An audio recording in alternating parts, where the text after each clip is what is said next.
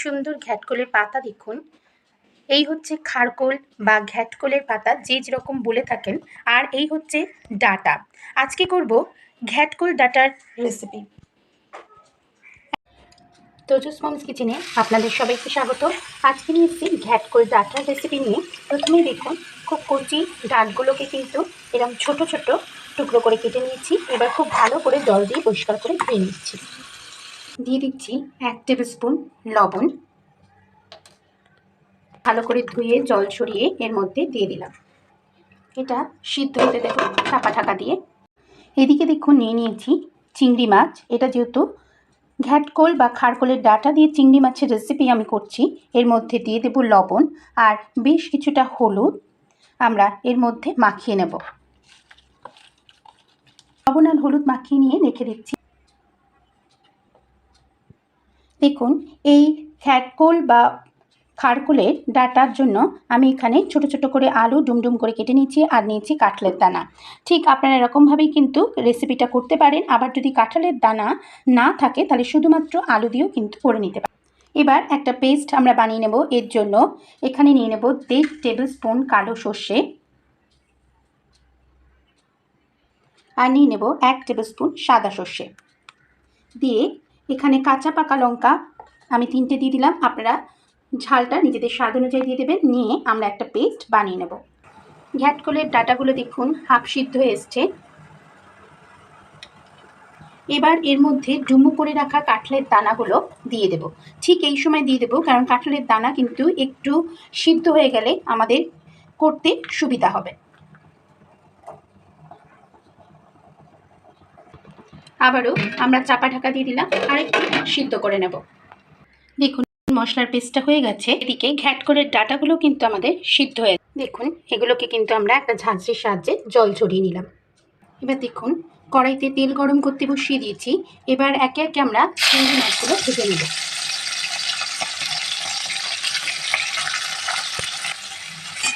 ভাজা চিংড়ি মাছগুলো কিন্তু আমরা তুলে নেব। ঠিক এইরকমভাবে আমরা ভেজে নিয়েছি। এর থেকে কিন্তু বেশি ভাজা একদমই করব। একটু ভাজা ভাজা হয়ে আসলেই যে ডুমো করা আলুগুলো কেটে রেখেছিলাম সেই আলুগুলো দিয়ে দিলাম। এর মধ্যে দিয়ে দেব অল্প কিছুটা লবণ আর দিয়ে দেবো হলুদ গুঁড়ো। দিয়ে আলুটাকে কিন্তু একটু হাফ ভাজা মতন করে নেব। ভালোভাবে মিশিয়ে নিচ্ছি। আলুটা হাফ ভাজা হয়ে আসার পরেই এখানে সিদ্ধ করে রাখা ঘ্যাটকল ডাঁটা আর কাঁঠালের দানাগুলো দিয়ে দিলাম। দিয়ে বেশ ভালোভাবে কিন্তু মিশিয়ে নেব। বেশ কিছুক্ষণ চাপা ঢাকা দিয়ে দিয়েছিলাম। খুব ভালো করে কিন্তু মিশিয়ে নিচ্ছি। লঙ্কা দিয়ে বেটে রেখেছিলাম সেই বাটাটা।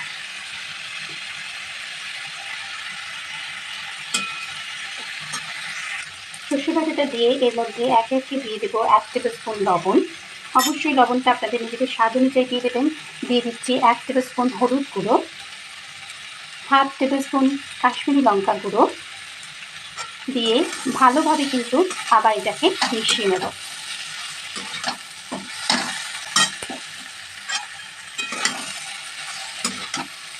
খুব ভালোভাবে কিন্তু এটাকে মিশিয়ে নিতে হবে। দেখুন, ভালোভাবে মিশিয়ে নেওয়ার পরে এখানে দিয়ে দিচ্ছি হাফ টেবিল স্পুনেরও কম চিনি। অবশ্যই মিষ্টিটা আপনারা নিজেদের স্বাদ অনুযায়ী দেবেন এবং এই রান্নাগুলোতে কিন্তু একটু মিষ্টি দিলে ভালোই লাগে। তবে যদি আপনারা না দিতে চান সেক্ষেত্রে অফ করেও দিতে পারেন। আবারও ভালোভাবে মিশিয়ে নিচ্ছি। দেখুন, আমাদের সর্ষে বাটা দিয়ে ভালোভাবে কিন্তু ঘ্যাটকলটা মেশানো হয়ে গেছে। এবার খুব সামান্য এখানে জল দিয়ে দেবো। জলটা কিন্তু খুবই অল্প দিতে হবে, কারণ আমাদের কিন্তু সিদ্ধ আগে থেকে হয়ে আছে। এই রান্নাগুলো প্রায় হারিয়েই গেছে, তাই এই সমস্ত রান্না করলে কিন্তু ভীষণই টেস্টি এবং খেতেও কিন্তু ভীষণই মজাদার লাগে। দেখুন, এটা ফুটতে ফুটতে এর মধ্যে যে ভাজা চিংড়িগুলো ভেজে রেখেছিলাম সেই চিংড়ি মাছগুলো দিয়ে দিচ্ছি। চিংড়ি মাছগুলো দিয়ে খুব ভালোভাবে কিন্তু এটা মিশিয়ে নিলাম। এবার কয়েকটা চেরা কাঁচা লঙ্কা এর মধ্যে দিয়ে দিলাম। একটু চাপা ঢাকা দিয়ে বেশ কিছুক্ষণ এটা একটুখানি ফুটতে দেব।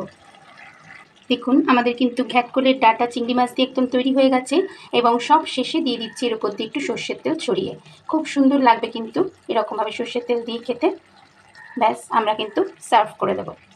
তৈরি হয়ে গেছে দেখুন ঘ্যাটকোলের ডাটা চিংড়ি মাছ দিয়ে। কেমন লাগলো এই রেসিপিটা অবশ্যই একবার কমেন্টের মাধ্যমে জানাবেন। এইরকম হারিয়ে যাওয়া রান্না কিন্তু করে খেতে বা খাওয়াতে ভীষণই ভালো লাগে।